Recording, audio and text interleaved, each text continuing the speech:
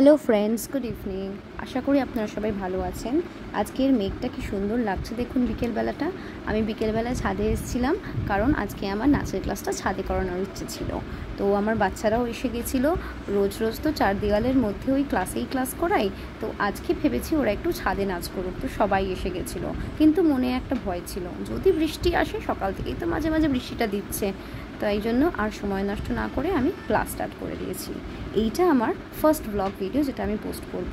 জানি না কীরকম হবে, আশা করি আপনারা খুব পছন্দ করবেন আর সাপোর্ট করবেন। তো এই নাচটা আমি বাচ্চাদেরকে আজকে তোলালাম, এখানে ভিডিওটা ফাস্ট করে দিয়েছি একটু। আর আগের দিনকেও আমি ওদেরকে একটা নাচ তুলিয়ে রেখেছি। বারবার খালি আকাশটাই দেখছিলাম আমি, যে কখন না কখন বৃষ্টি ঝেঁপে নামে। এইটা ছিল ওর আগের দিনে তোলানো নাচ আমার। তো এইটাও একবার ওদেরকে প্র্যাকটিস করিয়ে রিভিশন করিয়ে নিয়েছিলাম আমি।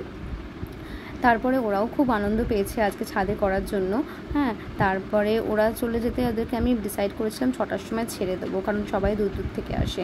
এবার আমি বড় মেয়েদেরকে নাচটাও ঝটঝট করে করিয়ে নিলাম, কারণ জানি 6টা বাজতে না বাজতেই আমাকে ওদেরকে ছেড়ে দিতে হবে। আর এই সময় নর্মালি আমার নাচের ক্লাস থাকে না, আমার পড়ানোর ক্লাস থাকে। নাচের ক্লাস শুধু শনিবার রোববার হয়, কিন্তু এখন আমি পড়ানোটা ছুটি দিয়েছি বলে এই দুটো দিন, সেই জন্য আজকে নাচের ক্লাস করার। মাঝে মাঝে একটু চেঞ্জেস হলে মনটা কি খুশি হয়ে ওঠে না? সেরকমই বাচ্চাদেরও অবস্থা ছিল। আজকে রোজ ক্লাস করতে করতে ওরাও বিরক্ত হয়ে গেছে। আজকে একটু ওয়েদারটাও ভালো ছিল, এই খোলা আকাশের নিচে ক্লাস করে ওদের খুব আনন্দ হয়েছে।